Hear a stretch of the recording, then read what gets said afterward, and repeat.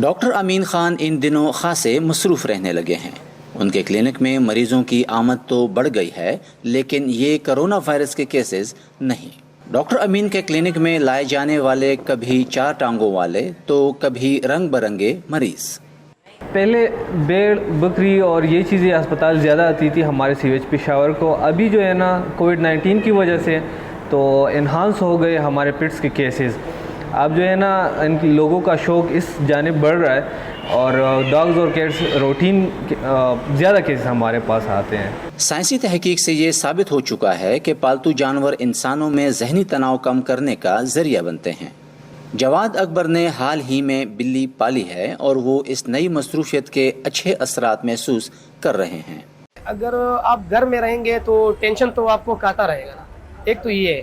دوسرا یہ کہ باہر گھومنے پھرنے سے تو یہ اچھا ہے کہ اپنے گھر میں کسی چیز کے ساتھ بچوں کے ساتھ بھی ہوتا ہوں، بچے اور باقی جو اس لیے میں نے رکھا کہ یار بس اس کے ساتھ تھوڑا سا وقت گزرے گا، ٹینشن بھی نہیں ہوگا اسی وجہ سے۔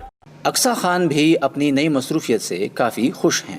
اس کا نام اسموکی ہے اور اس کی وجہ سے ہمارا کافی ٹائم بہت ہنستے کھیلتے گزر جاتا ہے۔ صرف میں ہی نہیں بلکہ میرے تمام گھر والے اس کے ساتھ بہت ہنستے کھیلتے وقت گزارتے ہیں۔ پاکستان میں کرونا وائرس کے کیسز دن بدن بڑھ رہے ہیں۔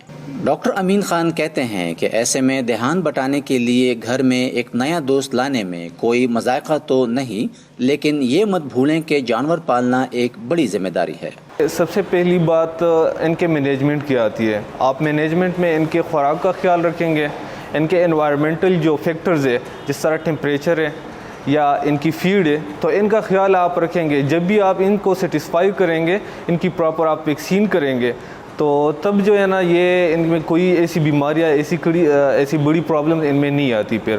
اور جانوروں سے محبت کرنے والے کہتے ہیں کہ اس دوستی کا پہلا اصول ہے ڈھیر سارا پیار اور بھرپور توجہ۔ نظر الاسلام، وائس آف امریکہ، پشاور۔